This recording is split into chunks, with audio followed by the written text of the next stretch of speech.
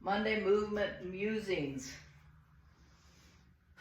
So there's all these great places that we can practice our awareness into new ways of moving.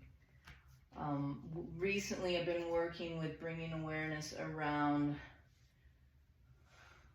we could say the core, but it's not, we're making the core strong, we're making the core connected and working in co-contraction, which means the diaphragm descends and the abdominal canister connects and integrates and supports us.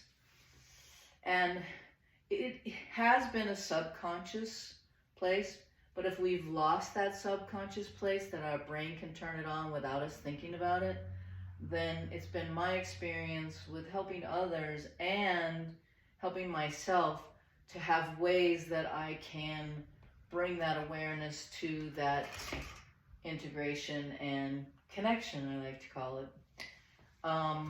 So folding clothes, and oftentimes what we'll do is we'll just stand with our feet on the same plane, our chest will drop down, and then this is our habit. And maybe we don't even really have any movement from side to side. So in developing new ways of moving, I like to cigarette move, just kind of, which engages the feet. I've got a little hinkiness going on. And then I like to put my hands, and if we breathe in, that will start to engage the canister. I believe we need to have more formal practice on the ground, but also how do we bring this awareness into our everyday life? So I can breathe in, then I can move from side to side, feel myself moving, but we don't want it moving from side to side. We want it organized and calibrated where our joints are communicating with each other. It's reminding me of a nice move that I do, or that I'm sharing, is the satellite move, down into gravity. Feel yourself rise, push in your feet, connect yourself to the sky, cheekbones rise up. Because as we age, we are kind of, and we're not consciously bringing our awareness to this relationship with gravity and ground reaction force. Oh, then I can splash a little standing arcing in. I go, oh, I remember this, and oh, I can share that, and oh. But vital movement is our feet and our ankles and our hips and our spine, particularly the spine between our shoulder blades, our neck.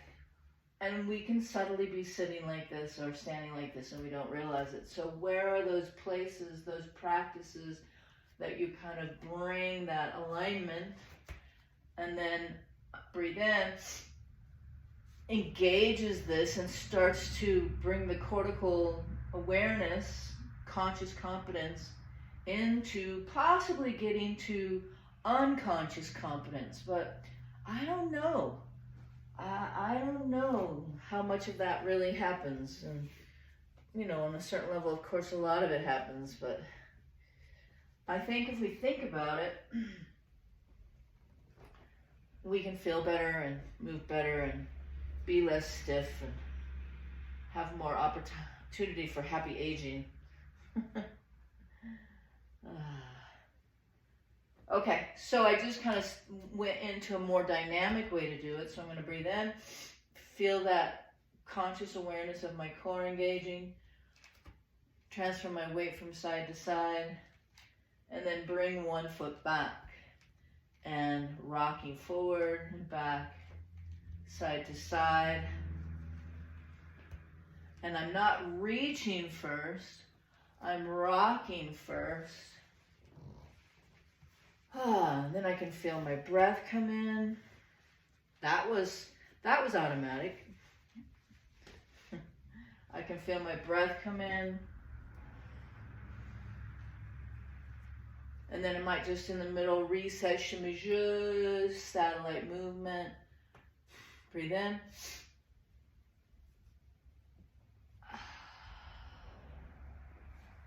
Something just came through my smartphone. Now I got to go all the way over there. So my camera's not going to pick it up, but I'm going to make it dance-like, make it interesting. And now my cat's wondering what's going on. Up and over. 3 rock, I'm doing the sock. I'm not standing still. And that's where we kind of, I believe, we lose our authentic balance, is we are standing still because our body started to lose this connection, and it doesn't want us to fall over, but it does it by over-stabilizing, and then we don't realize, we all use ourselves in a less than optimal way, and we don't realize that we're losing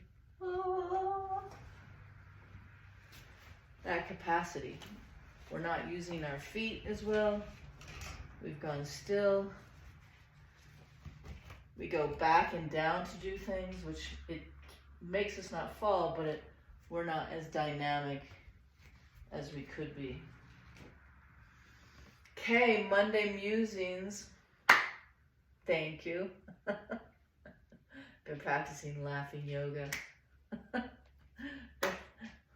Very good, yay. All right, thanks everyone.